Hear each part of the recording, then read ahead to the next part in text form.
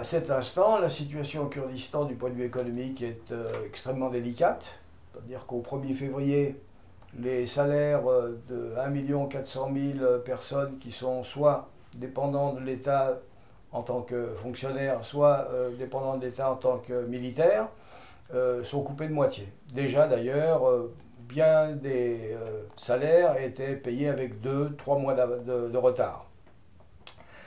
C'est évidemment la crise pétrolière, la chute de 120 et quelques à 20 et quelques. Bon, ça, c'est un coup extrêmement dur. Il faut aussi ajouter que, comme tous les États pétroliers, puisqu'en fin de compte, le Kurdistan d'Irak était devenu, depuis 2007 jusqu'à 2014, un État pétrolier, ne vivant que sur la manne pétrolière, sans chercher à diversifier. Bon, d'une façon générale, il y a très peu de gens qui, dépendant du pétrole, ont cherché à faire autre chose. Il faut voir, en fin de compte, l'exemple majeur, c'est la Norvège. Enfin, la Norvège, c'est un pays avancé, en plus c'est un pays protestant, on a été rigoureux, on a utilisé l'argent à bon escient, ce n'est pas le cas de tout le monde. Il y a eu un sentiment que, ben voilà, il y a un syndrome de Dubaï, l'argent coule à flot, c'est merveilleux.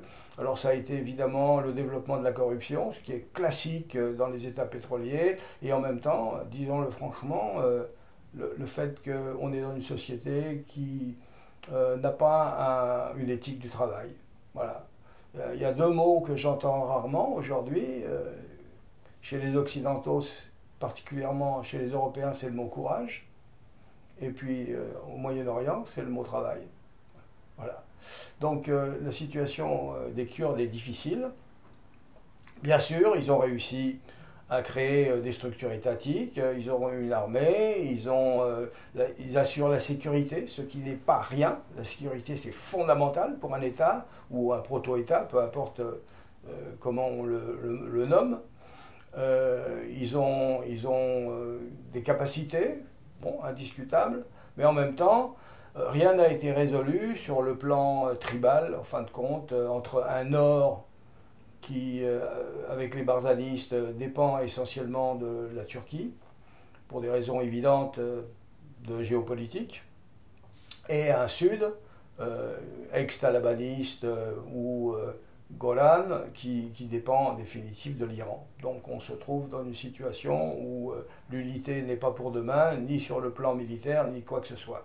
Grâce à la couverture aérienne des Alliés, et particulièrement celle des Américains, bon, leur sécurité est garantie.